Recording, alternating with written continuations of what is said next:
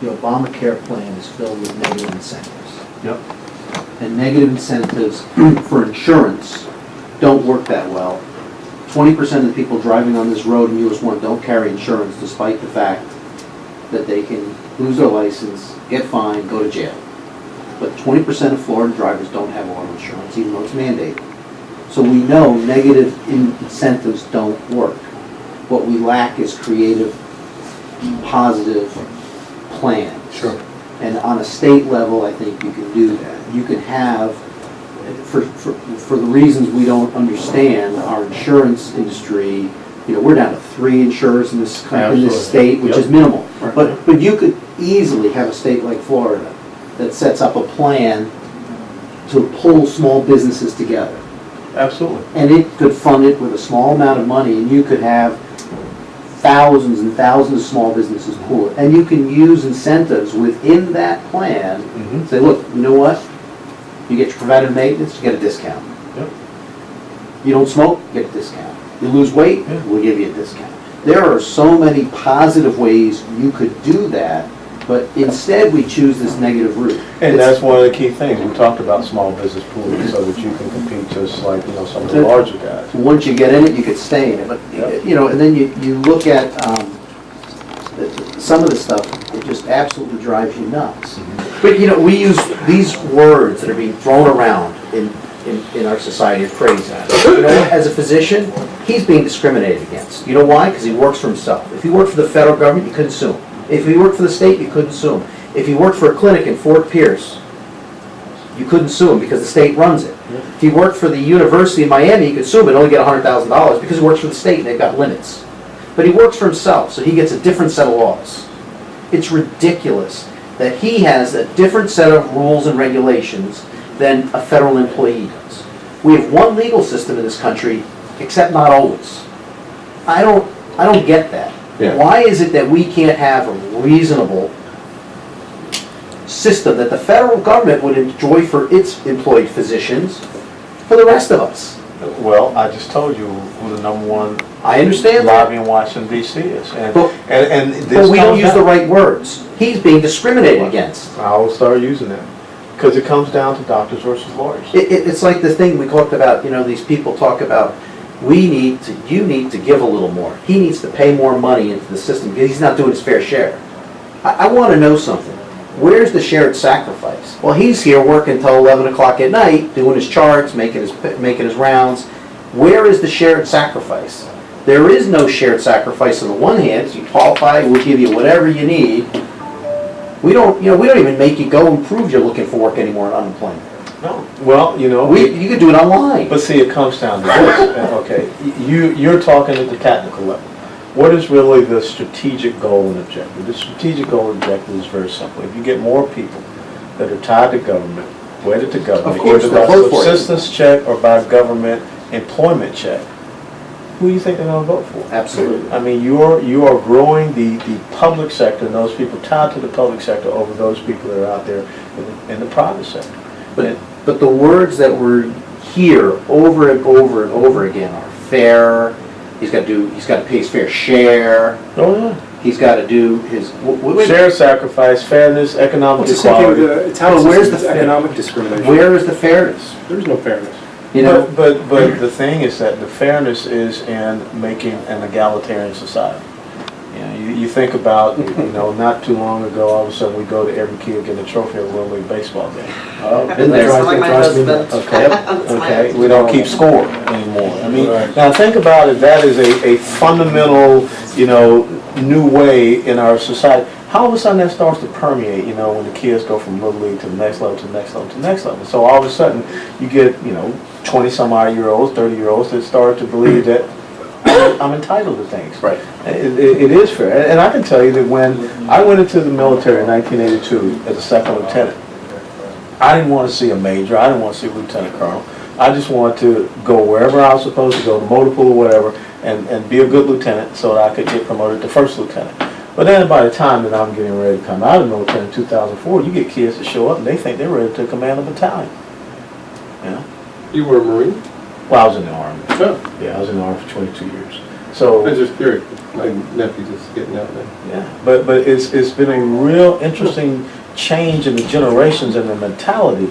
You know, once upon a time it was about hard work and you receive, you know, the benefits of your hard work. Now is, you know, I showed up, why didn't I get a bonus? Or, you know, what do you mean I don't get promoted? And so therefore you have the ability to introduce lexicon in the national political realm, okay, that you know, demonizes people. I mean, we talked about this. I mean, about profit has become a bad word. You know, what built this country in 236 years is not an overarching government bureaucracy that prescribed the way that we should live. It was individual industrialism. And when you crush individual industrialism, you don't get innovation, you don't get ingenuity, you don't get investment, you get drones.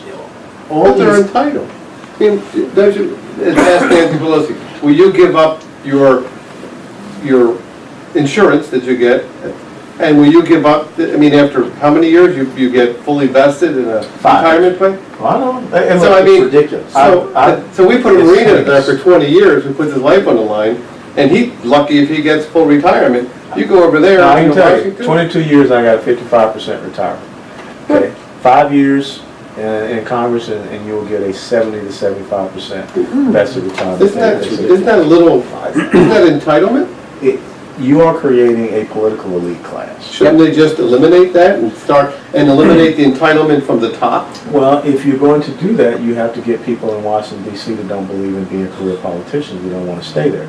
You got to get people that believe in term limits and things of that nature. There are people in the House of Representatives that have been there almost as long as I've been alive. Yeah. Okay, Charlie Rangel just got reelected. He's 82 years of age, and last year he was convicted of 11 counts of ethics violations. Right. And he just got reelected. Yeah. So I mean, this is not a very complex thing to understand. You know, this health care. And Alexis de Tocqueville, if you never read the book Democracy in America, this is what he talked about.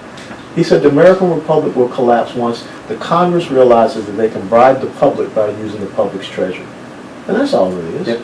I give you free education, I give you free health care, you get an EBT card, you know, and you guys need to be the ones to pay for it.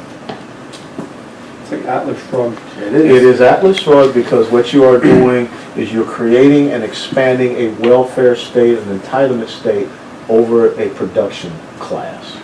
And when producers see that, you know, there's no need for me to go out and work hard. There's no need for me to continue to show up for work because guess what? I'm a hamster.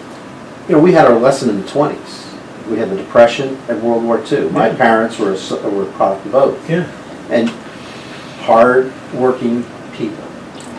They got up, they worked every day, whether it was at home, at work, whatever. They were, you know, financially conservative. Our country, we were fiscally prudent. Our parents, grandparents learned the lessons of what can happen in those times. Sure. And unfortunately, I hope we can get through without that in this country, but I don't know. I think we may be headed for it. I don't know if you can. Well, think about this. Once upon a time, unemployment insurance benefits stopped at 26 weeks. Oh, I know. And then all of a sudden someone said, let's take it to 99 weeks. Right. What are you basically telling people? Don't bother working. Don't go And look for a job. the per hour difference between minimum wage and that which you get per hour on unemployment, it's about $1.15 difference. Well, one's taxable, one's not. Absolutely. You know, this Medicare Advantage, one of the things that blows me away with Obamacare is that Medicare Advantage is getting, all the extra dollars are being pulled out of it. Yeah, the $575 billion. Well, of that, $150 billion is actually Medicare Advantage dollars.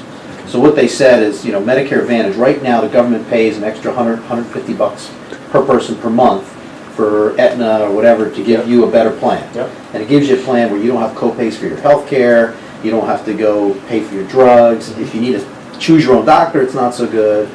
And if you have to go to a specialist, it might not be so good. And at the end of the day, this is a subsidy for the elderly poor. And it bothers me that I haven't heard anybody out there telling the truth about what, in fact, Obamacare does. He takes that money away and says, you know what, you're equal, you're equal, you're equal. That's fine. And you're not getting that extra payment for Medicare Advantage anymore. But nobody knows that. Nobody knows that they're not gonna get that extra money, so they're not gonna get their 20% copay, free, and they're gonna have to either pay that, or they're gonna get dumped onto the Medicaid system. Yep. And it bothers me because I haven't heard a congressman, I haven't heard a senator sit there and say, hey, how many people there on Medicare Advantage understand that those benefits are gone? Come, well, now not this year, because conveniently we found the money for one more year, just so that you can't see Just so you get in beyond the October. election. Oh, yeah, Get beyond the yeah. election, then you find out what's really it. Yep. Why is the Republican Party, why is there no advertisements telling people about this? I will tell you this, and I say this all the time, we probably need a good marketing firm. I mean, this is, I mean, the elderly we're poor not are good gonna get messengers. hammered, Yeah. and there's not a word about it. Well, there are words from some individuals, but you're right when you talk about an overarching strategic communications plan. Yeah. Okay, we're not good with that strategic communications plan. Now, I think that with the doctors that we have in our conference, that maybe there will be a better concerted effort as this, especially as we go forward now, next week, and then of course during the August, break when we're out for that whole month pretty much in our districts. But we need to have a very simple means by which we converse with the American people, and we have not been able to do that.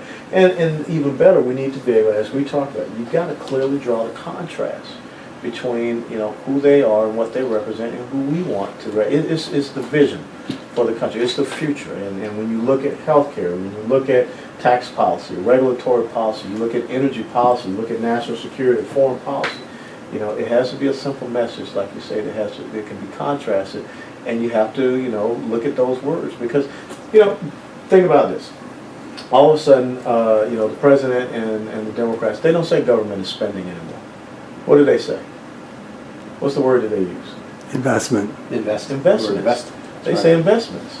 Now, of course, the thing you have to ask yourself, what's the rate of return on the government investment? Negative. Yeah, and see, I mean, that should be our retort. But we haven't gotten to the point where, as a total group, we're like, the Greeks, the phalanx, lock and shields, and we're able to present that message. So we've got to do better with that. I'll give you another example. Okay. You came ready to bear, didn't you? I took notes. One of the, yeah, just give me a couple of coffee break now. One of the big things about Obamacare is that you no pre-existing conditions. And I hear this on the news, what are you going to do about the no pre-existing condition? How are you going to fix that? Yeah. What I don't understand is we know from Massachusetts, we know from New York, that when you have no pre-existing clauses, that you can then wait until you're sick to buy insurance. Yes. And so that is exactly what people do. If you look, a couple of years ago, Harvard's insurance, which is called Pilgrim, I think it is, had a report out that 40% of their payout went to people who bought new insurance policies. 40%. Yeah. So people are going to, just like they don't buy auto insurance, they're not going to buy health insurance, and then guess what? Break their leg on the way to the hospital, they're going to sign up for Blue Cross. And all of our premiums are going to go up for those of us who are conscientious people and buy insurance. And so the flaw in this pre-existing condition hasn't been made public. I mean, there are case studies out there. We have 2 states that have It's like flood insurance. You can't wait until, But you can't buy it during flood season. No. Why are we letting you buy this Well, that's what I'm at saying. any It's the time? same kind of thing. You should have at least, there should be a waiting period, But you know what, though? something. At the end of the day, we end up taking care of them anyway. We do, and that's where you become their insurer, Right. or I become We their do it insurer. for- Every But one you're at of least these saying that offices there should becomes be a some zero. type of window. There's got to be some sort of window to prevent that from occurring. If you don't want to pay in, you want to pay that penalty, well, guess what? You can't just get sick and then sign up. Yeah. But there's no, we're human. We're humanistic people. We don't allow people to suffer. We don't want that. Everybody in this room is a caring, giving person. That's why we're here. That's why we do what we do. So the reality is, this is just another way that the guy who shows up, who has 2 jet skis he's paying on, he's got his Tahoe with his trailer to drag him, he's got his boat, he goes skiing every year. We have a log out in Florida. Oh yeah. We do. And he's got a job, but no insurance. So when he falls off his jet ski and slices himself, or falls out of his boat, or God knows what he's doing, playing softball with the guys and diving into second base, breaking his wrist. Mhm. He shows up and says, well, I'm in the ER, I don't have any insurance. And good luck trying to get paid, good luck for any of these things. He's not selling his jet skis to pay it. He's not getting rid of his motorcycle that he just fell off of, or he trashed it. And we are the caretakers for these people. This is not going to be solved by Obamacare. These people will still do that. The penalty is not great. And what do they say? Well, it's not like they're going to throw them in jail for it. They're not going to, you already got a fine. That's it. They might take it out of their refund check until they figure out that they've got to make sure they owe the government instead of getting a refund. That's it. They don't care. It's going to be the exact same At the end of the day, I thing. think there's nothing good about this bill. We've been saying this all along. And I don't care what you say, when everybody comes down to it. Well, it's not a bill now, it's a law. Well, it's a law. Yeah. But when you look That's at the it, price. when you really look at it, if you go back just historically, what built this country was the entrepreneurial spirit. Sure. That was the spirit of '76. That's why we fought for our independence. At the end of the day, when you remove the consumer, when you disenfranchise the consumer from the process, you'll never contain costs. One thing that the consumer will always do is try to get the best deal. And they will be willing to pay for quality. You can see this in rent control, you can see this across the board. And as soon as you start having fixed pricing, which is what we've done through medicine, we see Medicare and everything, you don't get rewarded for quality. It's all about quantity. It is. Okay? So it's all upside down. So, again, I'll go back to it. I think you need to let the free market take care of health care. Then you can have practices with different price structures. You're going to offer you can have competition. Oh, I agree. You're going to have technology up and down the road. You're going to have the best physicians everywhere. You're going to have the best and brightest going in medicine. And guess what? People are going to be able to go, I want to go to Longhorn tonight, or I want to go to Ruth Chris. I want to go here, because they'll have to pay for it.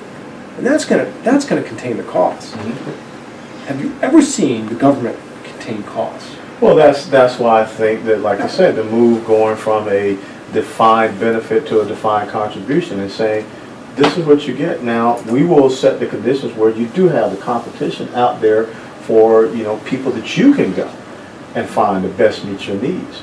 But right now, folks come to you and, blank check, and it gets submitted to the government, and then of course the government comes back and says, well, we'll only cover maybe 65% of that. But guess what? They got all the services that they want, because that's kind of what we have set it up to be promised to them. And we're pushing, if you push, like I say, you push 30 million more people into a Medicare or Medicaid for everybody program, you're right, what happens to the quality? It's this to me. I look at all these regulations. We're going through all these PQRS, and this is the MR, the meaningful use, the blah blah blah blah. We're looking at going, what does this have to do with anything that I have to do? Yeah. It's crazy. It's like the best thing I can do is walk in and spend time with that patient and do the thing that I do the best. Well, let me ask y'all this. Because of course, you all remember the Rose Garden scene with all the folks in the white jackets. That's why I wore my white jacket. I tried to duplicate that for you. And of course, the AMA comes out, and they're all for it. They're just like the AARP. They're a publishing company, the AMA. How many of you are members of the AMA? Not me. Nobody. Only medical Now, students. see, that's where we need you all to come up and make your voice be heard. Because guess what the optics are? Because remember, you're dealing with soundbite people. You're dealing with the American Idol generation. And so when they saw a bunch of folks in white jackets, they're at the Rose Garden, But the AMA is run by academics but and med students. But you know that, right? That's who's in there. But you know that. Of course. Does the American public know that? The American Society of Surgery of the Hand, which I'm a member of, Okay. is going to lose its vote on the council because they can't get 25% of the membership. But to join. does the American people know? Absolutely not. That's where you have to educate the American people as well. To say that the AMA is only 20%, less than 20% of your really practicing physicians. I don't think I know anybody that's a member. But what Really, you get a membership automatically in medical school. The AMA is a publishing company. Publishes all the books. That's why. the government gives them In copyright for the in the CDC state of books, and we have to buy Florida, there's a difference between a physician and a medical. them. Oh, yes. The difference between what? Physicians and medical doctors. In most states, because you can be considered legally a physician without being a medical Yeah. doctor. Optometrists are physicians. Podiatrists are physicians. Podiatrists are physicians. Really? Chiropractors are And- physicians. and- They're physicians. And not in all states, but this is one of the states where the term physician doesn't just mean I'm a medical doctor. This whole electronic medical records thing Yeah. is an absolute fiasco. You go to the hospital, you're in there doing surgery, there's a nurse going,